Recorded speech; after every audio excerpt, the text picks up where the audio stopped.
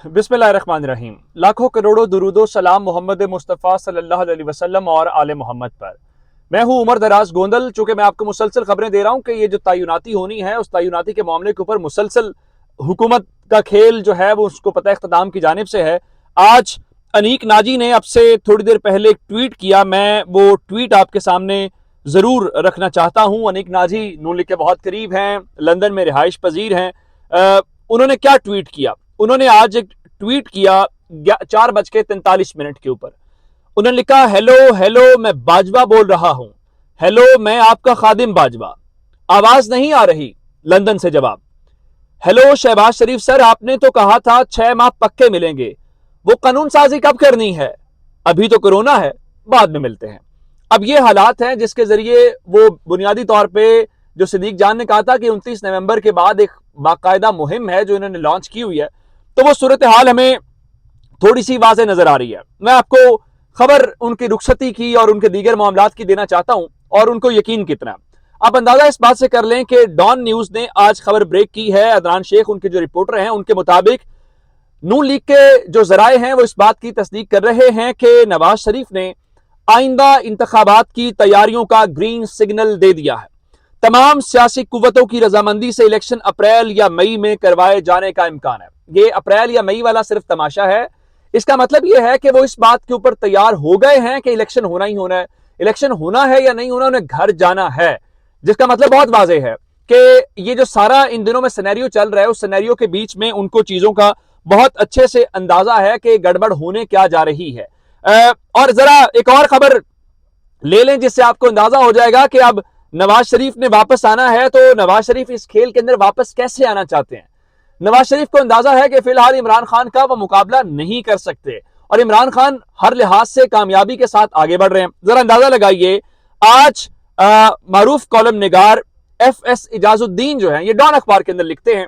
आजकल पता है आपको कि जियो और डॉन दोनों ही सरबसजूद हैं और बिल्कुल एक लम्हे के ऊपर है। आज उन्होंने डॉन अखबार के अपने कॉलम में लिखा क्या? उन्होंने लिखा है, और नवाज शरीफ के हवाले से बहुत बड़ा दावा है। वो कहते हैं कि नवाज शरीफ अब वजीर आजम के बजाय सदर मुमलिकत का ओहदा संभालना चाहते हैं और उनके रास्ते में वाहिद रुकावट सदर आरिफ अलवी हैं जो वक्त से पहले रिटायरमेंट नहीं ले रहे। जिसका मतलब बहुत सादा है कि अब नवाज शरीफ को पता है कि सियासी तौर पर वो आउट हो चुके हैं। वजारत उज़्मा उनके बस की बात नहीं है। उसकी वजह क्या है कि इमरान खान डोमिनेट कर रहे हैं और अगले सूरत हाल जो है वो बिल्कुल इनके खेल के इनके बस से बाहर हो चुकी है। अब आप जानते हैं कि मैंने आपको बताया कि पीपल्स पार्टी का इजलास, मैंने आपको बताया काबीना का इजलास। अब जरा अगली खबर सुन लीजिए।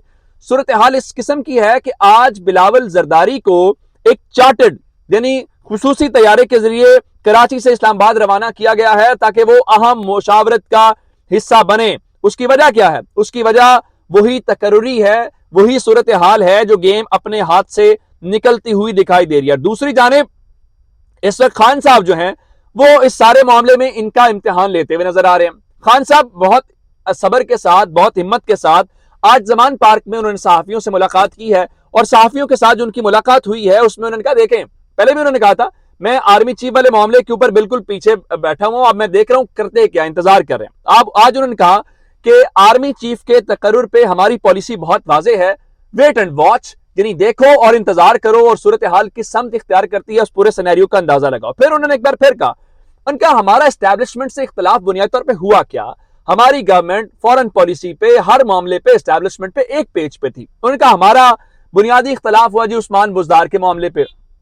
एस्टैब्लिशमेंट चाहती थी कि उस्मान बुजदार को हटाया जाए और उनके मुताबिक उस्मान बुजदार को न हटाने के ऊपर इख्तलाफात हुए और उनके मुताबिक अगर हम उस्मान बुजदार को हटा भी देते तो भी हमारी हुकूमत गिर जाती। उसकी वजह क्या है? उसकी वजह यह है, आप जानते ही हैं कि जब इस किस्म की चीजें होती हैं तो अलीम खान अगर कल को आके उसने ये हरकत की है, जहांगीर तरीन ने की है, फैसल वावडा ने की है, तो ये क्या उस वक्त ना होती? आप अंदाजा करें कि वो फैसल वावडा के मुतालिक कहा जा रहा है कि वो वादा मुआफ गवाह बन रहा है। अब वो कह रहे जी मैं वादा मुआफ गवाह नहीं बनूंगा, बातें सारी वही कर रहे हैं जिसमें वो कह रहा है जी वो इतने मिलियन पाउंड थे तो मैंने श्री मजारी ने सवाल उठाया था, आजम खान ने गेम डाली।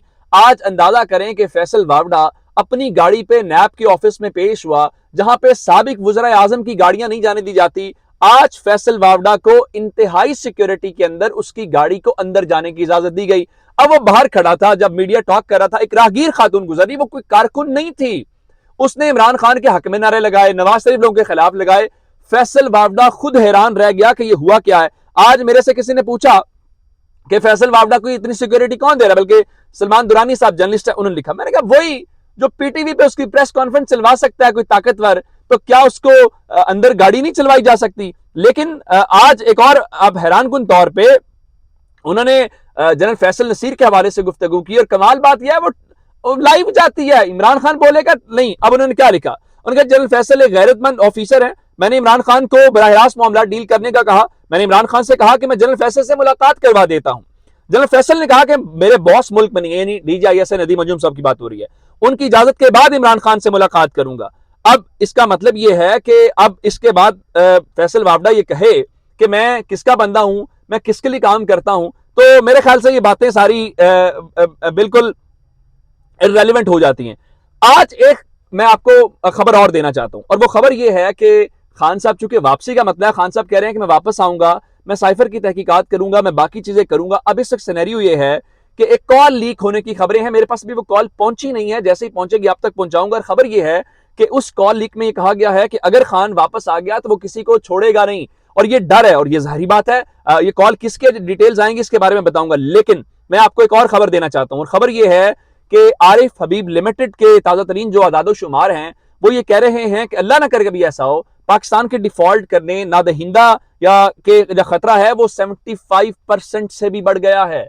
ये पहले कल चंद रोज तक आपको याद होगा मैंने आपको ये बताया था 64% के राउंड अबाउट था, अब 11% और इजाफा हुआ है। और आप हैरान इस बात के ऊपर होंगे कि ये पहले 5% था मार्च के अंदर इमरान खान की हुकूमत में, और अगले चंद महीनों में हुआ क्या, आज बीबीसी ने लिखा कि जो पाकिस्तानियों के बाहर से पैसे आने वाली बात है, अप्रैल के अंदर हाईएस्ट पैसे आए। अप्रैल के बाद जो अप्रैल में समझे अगर $4 अरब आया तो इस महीने $2 अरब आए, यानी आधी कीमत, और 11% जो है वो कम हो गए। लेकिन कोई परेशानी वाली बात नहीं है। उसकी वजह जरा अंदाजा करें कि गवर्नमेंट की सीरियसनेस का, कि वजीर आजम साहब क्वारंटीन के अंदर हैं, वो करना क्या चाहते हैं, वो करना ये चाहते हैं जनाब हर चीज को अपनी मर्जी से।